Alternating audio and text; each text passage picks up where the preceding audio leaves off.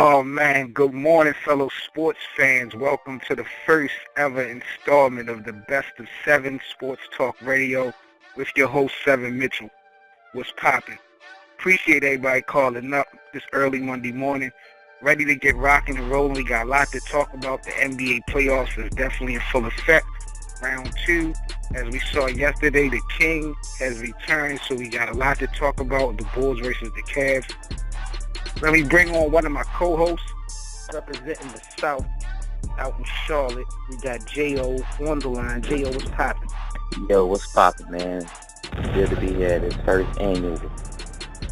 Word, man. Let's get it rocking and rolling, man. I don't want to take up too much of the time of the callers and the listeners, but, you know, we had a crazy performance by LeBron James last night. The series is now tied up 2-2. Cleveland and Chicago. What was your thoughts on yesterday's performance of LeBron, J.O.? Well, I thought his performance was wildly inconsistent, but you know, as great players do, they find a way, and you know, he seized the moment with the seconds, minimum seconds down the line, down the stretch, and, you know, hit a tough shot, you know. Right. You know, all praises to him. It's looking like it's going to go 7, but, you know, it's going to get real interesting once Gasol come back in. I'm not sure if he come in next game or the following game, but tough, you know, for CAVS and Gasol come back and bring some type of production. With the first 4 games being out the way, are you surprised that both teams were able to get a road win this early into the round? I think Chicago got a road win in game 1. Well, I was more surprised after the last game. I'm surprised that the Cavs won this past game, considering that it's like the Bulls, they feed off the crowd more so than the Cavs do at their arena. So Cavs beating the Bulls in their arena is to me is a lot bigger than the Bulls beating in Cavs. So I mean, Cavs definitely holds the driver in the driver's seat at this moment. How do you predict it's going to go down? You know what? You know, I'm gonna stick to my guns. I'm gonna give it to the Cavs, but you know, Kyrie Irving, I think he's dealing with a little foot injury, and that's hurt his production. LeBron have to score somewhere between 35 for them to win the next game. I see the Bulls just coming out firing all cylinders. So I expect for LeBron to come up and, you know, show why he's considered the best in the game. I'm just surprised, like you said, the injury bug has really hit Cleveland, you know, at the latter part of the season. Usually, for the most part, teams that we see that make a real deep championship run, you know, they go through a lot of things in the mid part or the first part of the season. You know, once the latter part of the season gets in, you know what I mean, everybody is either healthy or not.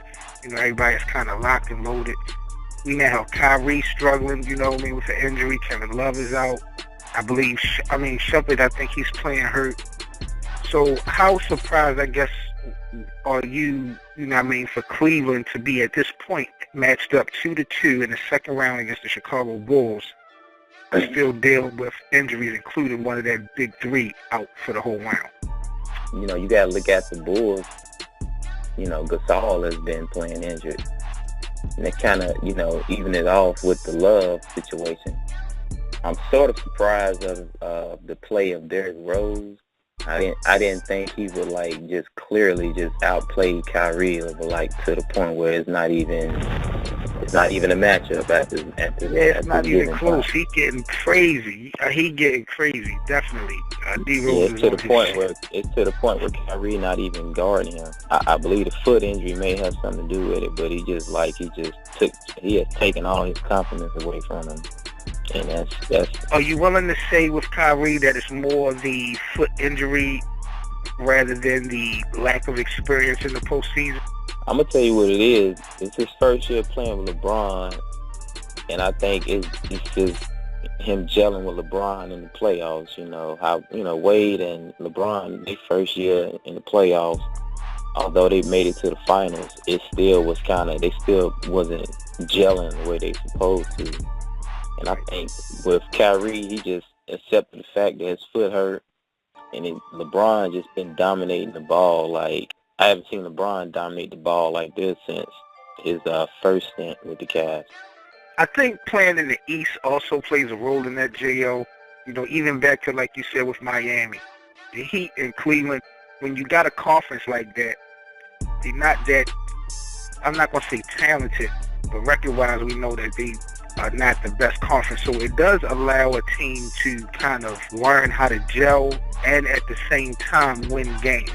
You know, the first year, like you said, D. Wade and company, they made it all the way to the finals. They lost, they looked terrible, they made it all the way to the finals. They still needed to gel. You look this year, you know, Kyrie, Kevin Love and company, but, you know, they're here at this point, and they're looking good. So I'm definitely hyped, you know, to say the least. Some of the points that people didn't give LeBron the MVP are the same reasons why I gave that he got my vote as the MVP. I can't take anything away from Steph Curry or James Harden.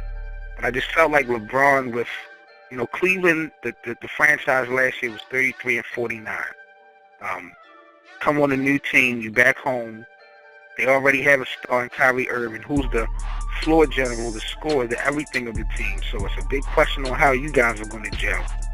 Then you're able to recruit, bringing in Kevin Love. You got a couple guys that, you know, took less money. Then mid-season, you know, you find a way to pull in J.R. Smith, Amar Shumpert, to have a team be that bad last year. You come on the team this year, revamp mid-season the roster. You know what I mean? Because all the moves are basically made through him. Your brand, the LeBron brand, is the biggest in the NBA. You somehow, some way wind up being the 2 seed, I believe, in the East. I just don't see how LeBron is not the most valuable. Maybe not the most explosive or the most electrifying, but I just don't see how LeBron James was not considered the most valuable. And even when you take the point of him taking off games, he definitely took off games, but I felt like that was part of the learning curve. So I'm like, if you can go through the learning curve, you know, that's another notch under your belt, because he was able to go through that learning curve and they were still able to get to where they are now.